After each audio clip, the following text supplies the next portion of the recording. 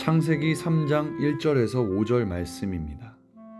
그런데 뱀은 여호와 하나님이 지으신 들짐승 중에 가장 간교하니라. 뱀이 여자에게 물어 이르되 하나님이 참으로 너희에게 동산 모든 나무의 열매를 먹지 말라 하시더냐.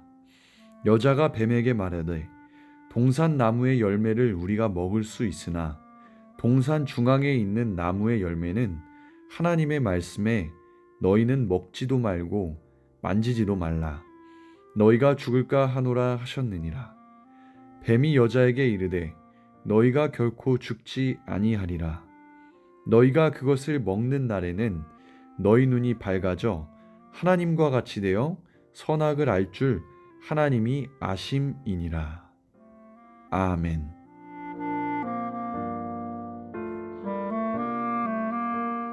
샬롬, 복된 월요일 아침입니다. 이번 한 주간도 주님의 은혜와 주님의 함께 하심으로 승리하는 그런 복된 한 주간이 되시길 주님의 이름으로 축복합니다. 오늘은 창세기 3장 1절로 13절의 말씀, 선악과, 이 제목으로 말씀 나누고자 합니다. 너무나 잘 알고 있는 말씀이죠. 그리고 여전히 많은 질문을 받는 본문이기도 합니다. 왜 하나님은 선악과를 만드셔서 우리로 하여금 범죄하는 그 자리로 내버려 두시고, 또한 결국 그 범죄함으로 인하여서 이 땅에 그러한 멸망과 무너짐과 황망함의 이야기로 우리를 이렇게 힘들게 하나? 여전히 이 질문 가지고 계시지 않습니까? 여러분, 이 질문에 대한 소위 전통적인 대답은 무엇입니까? 우리가 지난 토요일 날 함께 말씀을 나누었던 것처럼 우리는 하나님의 형상대로 지음을 받은 자다. 무슨 말이었죠?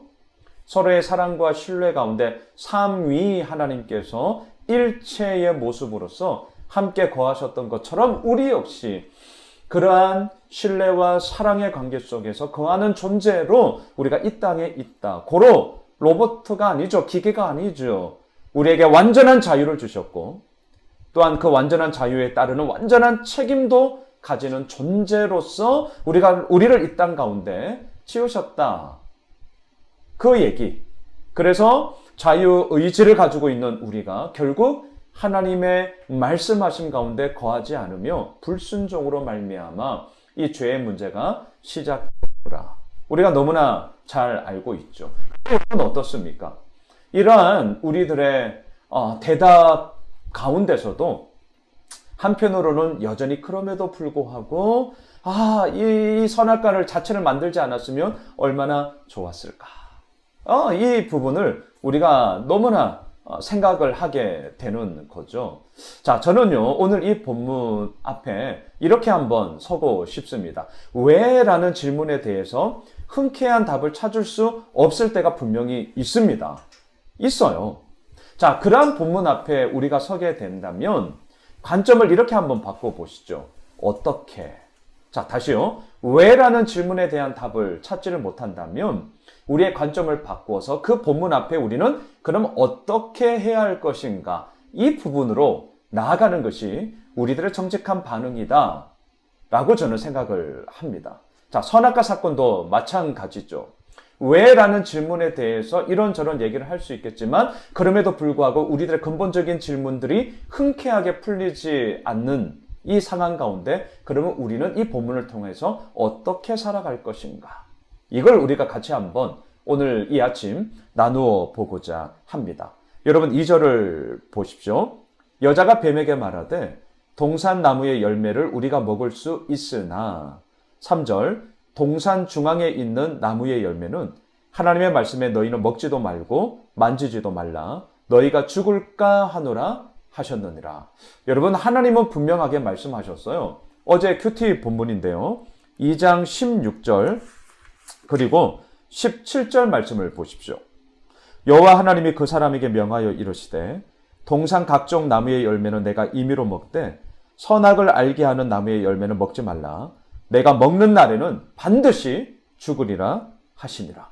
하나님의 엄중한 말씀은요, 반드시 죽으리라 였습니다. 이게 하나님의 말씀이었습니다. 그런데 오늘 본문 3절에서 이 여자 하와는 뭐라고 말합니까? 먹지도 말고 만지지도 말라. 이 말씀 한 적이 없어요. 너희가 죽을까 하노라 이 말씀은 더더욱 한 적이 없죠. 이건 자기 생각이죠. 하나님은 말씀하셨습니다. 반드시 죽으리라. 자, 여러분, 우리는 선악과 사건을 통하여서 우리가 어떻게 나아가야 하느냐? 하나님의 말씀 있는 그대로 그 말씀 앞에 우리가 정직하게 서야 하는 거죠. 근데 이게 참 쉽지 않습니다. 여러분, 우리가 하나님의 창조 사역 가운데 중요한 것이 무엇이었습니까? 창조 질서가 확립이 되어지고 그 창조 질서에 대한 온전한 순종은 무엇죠? 하나님이 이르시되라는 말씀 그 가운데 그대로 되니라. 그대로였어요. 오늘 이 본문도 마찬가지죠. 하나님은 반드시 죽으리라 라고 말씀을 하셨다 말이죠.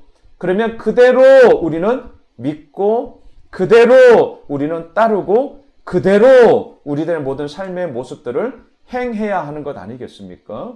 그런데 나의 계획, 나의 생각, 나의 지레짐작이 벌써 이 여인의 말 속에 담겨져 있죠. 너희는 먹지도 말고 만지지도 말라. 너희가 죽을까 하노라. 이건 자기 생각이죠. 그건 네 생각이고.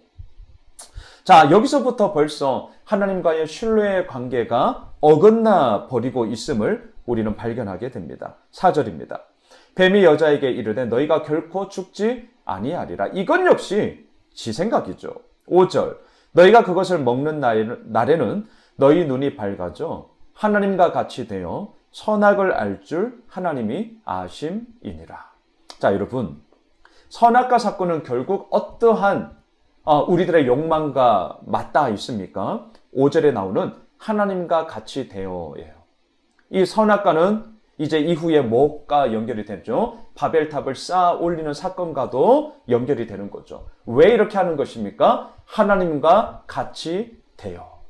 결국 우리들의 욕망과 또한 정말 하나님과 같이 되고자 하는 하나님과 동등하게 이 모든 것들을 내가 행하고자 하는 이러한 우리들의 끝없는 잘못된 욕망의 이야기와 잇닿아 있는 거죠.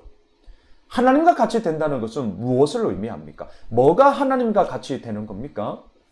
5절을 보시면 선악을 알 줄. 다시 말할까요? 하나님과 같이 된다는 것은 곧 선악을 아는 거다는 거죠. 여기서 선과 악을 안다는 말은 무엇이냐? 내가 선이다 라고 지칭을 하면 그 즉시 선이 되는 것이고요. 내가 악이다 라고 말하는 순간 그것이 악이 되는 거예요. 그러니까 선과 악의 기준은 하나님께 있는 것 아니겠습니까? 그런데 이제는 하나님과 같이 된다는 말은 그 선과 악의 기준점이 내가 되어서 이제는 내가 선이다라고 얘기하면 선이 되는 것이고 내가 악이야 라고 얘기를 하면 악이 된다라는 바로 그것이 선악의 기준점이 나야 라고 여기며 그렇게 행하고자 하는 것이 하나님과 같이 되고자 하는 것이죠. 얼마나 위험합니까? 아니, 위험을 뛰어넘어 이거는 말이 안 되는 거죠. 될 수가 없는 거죠. 왜? 우리는 하나님의 형상대로 지음받은 피조물이기 때문입니다. 모든 선과 악의 기준은 하나님, 창조자 하나님으로부터 이루어지는 것일지언데 우리들의 이런 끝없는 욕망은요, 하나님과 같이 되고자 결국 선악과를 따먹는 불순종으로 이어지게 되는 것이죠. 자, 이러한 불순종한 이후에 하나님이 어떻게 하십니까? 8절로 내려가 보십시오. 그들이 그날 바람이 불 때 동산에 거니시는 여호와 하나님의 소리를 듣고 아담과 그의 아내가 여호와 하나님의 낯을 피하여 동산나무 사이에 숨은지라. 이전 같으면 어땠을까요? 하나님 나 여기 있어요 라고 오히려 막 손을 흔들며 반가이 깊은 신뢰의 관계 속에 정말 기뻐하지 않았겠습니까? 하지만 죄악의 그 모든 범죄함이 있는 순간 숨게 되는 거죠. 하나님의 낯을 피하게 되는 거죠. 9절 여호와 하나님이 아담을 부르시며 그에게 이르시되 네가 어디 있느냐. 여러분 어디에 있는지를 몰라서가 아니잖아요. 장소의 개념의 질문이 아니죠. 무엇에 대한 질문입니까? 우리들에 대한 존재, 우리가 정령 있어야 할 그 자리, 그 위치, 그리고 하나님 앞에서 네가 온전히 거하고 있느냐라는 우리의 삶의 질문 아니겠습니까? 지금 아담과 하와는 여호와의 낯을 피하였잖아요. 우리가 있어야 될 자리는 피하는 자리가 아니라 하나님 앞에 서 있어야 되는 자리죠. 그걸 지금 묻고 있는 거죠. 네가 어디 있느냐? 정말 네가 있어야 할 곳이 바로 네가 거해야 되는 곳이 맞니? 이 얘기를 묻는 것 아니겠습니까? 10절 이르되 내가 동산에서 하나님의 소리를 듣고 내가 벗었으므로 두려워하여 숨었나이다. 얼마나 슬픈 이야기입니까? 여러분, 오늘 이 선악과 사건을 통하여서 우리는 어떻게 하나님의 사람으로서 온전히 거할 수 있는가? 두 가지를 나누었습니다. 첫째, 하나님이 말씀하신 있는 그대로, 우리는 말씀 그대로 주의 말씀을 붙잡고 오늘도 살아가야죠. 순간순간 나의 생각, 순간순간 나의 지레짐작, 순간순간 나의 그러한 계획들, 이게 하나님의 말씀을 앞서기도 하고 소위 물타기를 해서 왜곡되게 그 말씀을 아전인수격으로 자기 합리화시키는 이러한 우리들의 범죄함의 모습이 얼마나 많습니까? 또한 두 번째, 우리는 어떻게 해야 됩니까? 여호와의 낯을 피하여 두려워 숨어있는 존재가 아니라 오히려 하나님의 낯 앞에 엎드리고 주의 은혜를 구하고 그 하나님으로 말미암아 내가 온전히 거할 수 있음을 고백하는 자로 우리가 나아가야 하는 것이죠. 말씀을 정리하겠습니다. 오늘 월요일을 시작을 하면서 하나님께서 이루어 나가심 속에 우리는 온전히 거합시다. 네가 어디 있느냐라는 이 질문 앞에 네 주님, 저 여기 있습니다. 주님 앞에 엎드립니다. 주의 은혜의 한 자락만을 붙잡습니다. 우리가 함께 고백하며 나아가고요. 그리할 때에 하나님께서 이루어 나가시는 놀라운 생명의 이야기가 우리로 하여금 온전하게 흘려보내게 되어지는 그런 복된 한 날 될 줄 믿습니다. 기도하겠습니다. 하나님 앞에 있는 그대로, 또한 네가 어디 있느냐라는 이 질문 속에 하나님, 저 여기 있습니다. 오늘도 그 은혜의 한 자락을 붙잡으며 아버지 앞에 서기를 간절히 소망합니다.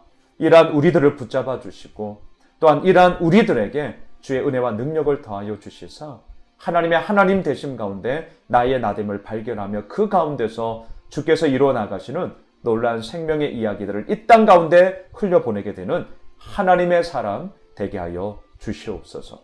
살아계신 예수 그리스도의 이름으로 기도드리옵나이다. 아멘. 우리가 가지고 있는 기도 제목 붙잡고요. 우리 계속해서 기도하겠습니다.